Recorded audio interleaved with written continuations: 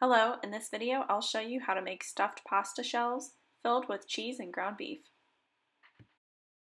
I start the stuffed shells recipe by putting the pasta shells into near boiling water.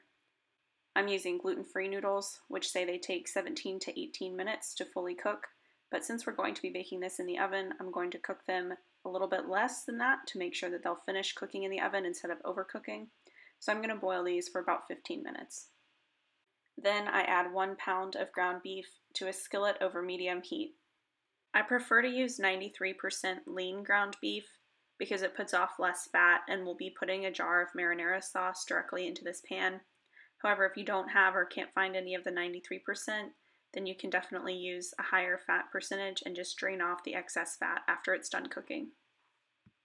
I mix up the ground beef to allow it to cook more evenly, and then I start working on the filling for the shells. In a small bowl, I combine 8 ounces of ricotta cheese, half a cup of mozzarella cheese, half a cup of Parmesan cheese, 1 egg, and 1/4 cup of pesto. I stir all of this together and make sure everything is well incorporated. Then I keep working with the ground beef to make sure that everything is cooking thoroughly. Similar to the pasta noodles, because we'll be baking this dish in the oven for a while, I don't want to completely cook the ground beef because that would make it be really tough after it bakes in the oven. So once most of the pink is gone, then I'll add about a half cup of this into the bowl with the cheese mixture. Then I added 1 full jar of marinara sauce into the skillet with the remaining ground beef. I've dropped the heat down to medium-low to allow the sauce to heat up without overcooking the meat. Once the pasta shells are done cooking, I scoop them out into a strainer. These should be al dente at this point, but definitely be careful not to damage or break any of the pasta shells. Once all the shells are out, make sure the heat to the stovetop is off and set these on top of the pot to cool.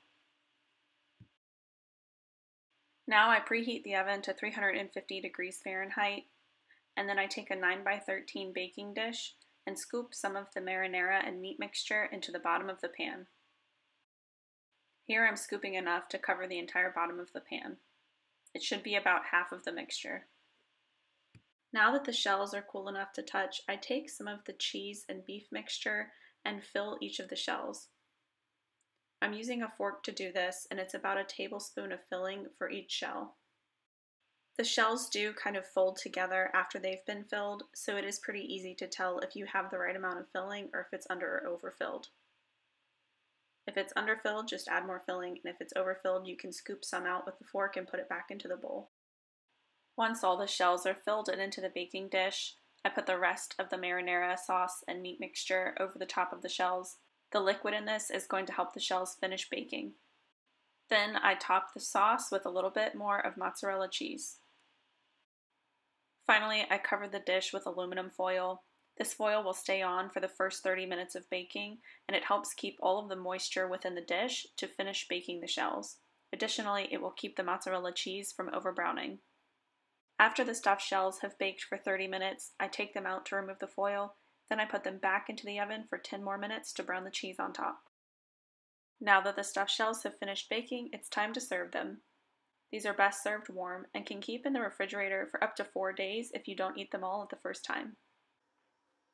Thanks for watching this video on how to make stuffed pasta shells. Let me know how it works out for you in the comments below, and as always, like and subscribe to see more content.